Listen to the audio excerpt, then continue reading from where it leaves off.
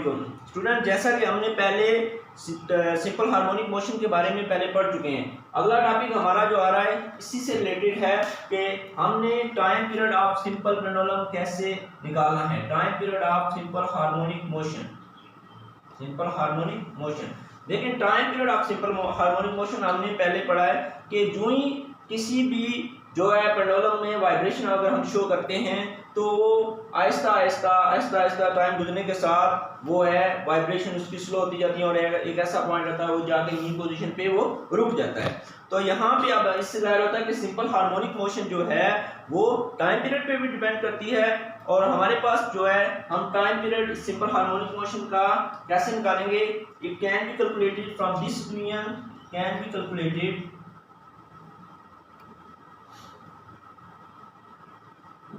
t is equal to 2 pi square root of m over k।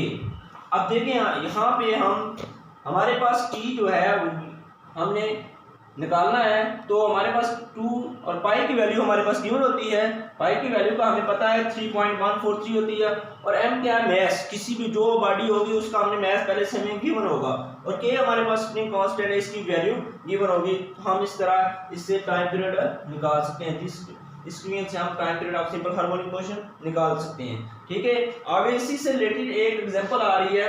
ठीक है, find the time period of an oscillating spring.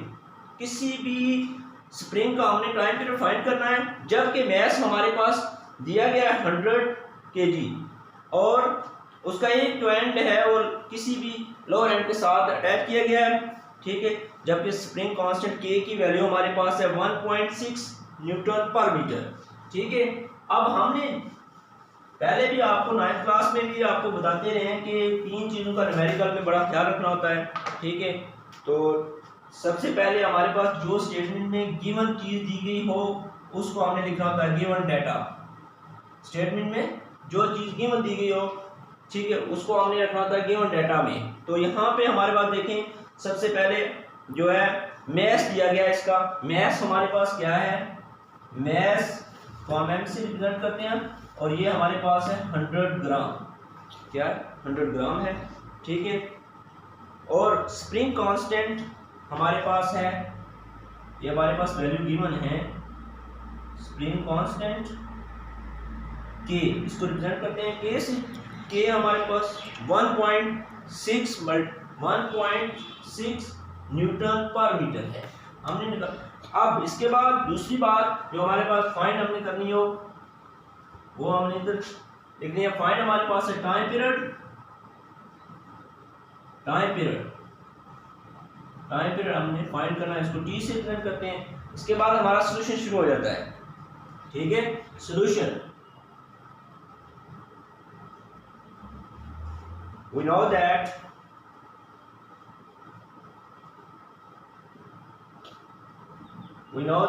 हमने पहले पढ़ लिया है time period of simple harmonic motion में कि हमारे पास टाइम पीरियड है जो t = 2 pi square root of m over k होता है। ठीक है, अब इस में हम वैल्यू पुट करेंगे। t = बाय पुटिंग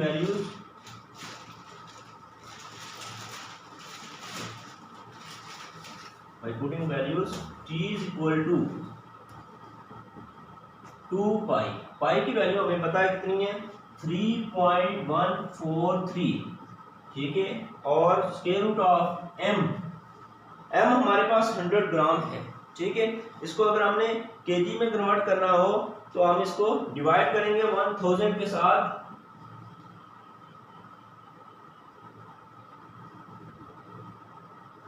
ये केजी में कन्वर्ट हो जाएगा 0.1 ग्राम आ जाएगा हमारे पास।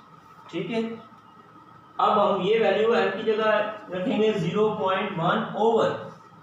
मैंने आपको 9th क्लास में बताया था कि यूनिट के साथ लिखने से कोई फर्क नहीं पड़ता। ठीक है, आखिर पे यूनिट जिस चीज़ की आ जाए यूनिट तो वो साथ उसकी लिख लेते हैं, इजीली काटने में मसला नहीं होता। 0.1 ग्राम ओवर k हमारे पास है 1.6। ठीक है, अब इनको मल्टीप्लाई करें जरा क्या आता है हमारे पास जी, 6.28 स्क्वायर रूट ऑफ 0.1 ओवर 1.6। ठीक है, अब इसको डिवाइड करने से हमारे पास जो आंसर आया है इसका time period 6.28 square root of 0.1 over 1.6 को, तो इसका हमारे पास जो आंसर आया है t is equal to 1.57 second है। तो ये है time period of simple pendulum. ठीक है, ये हमारे पास आया। ठीक है।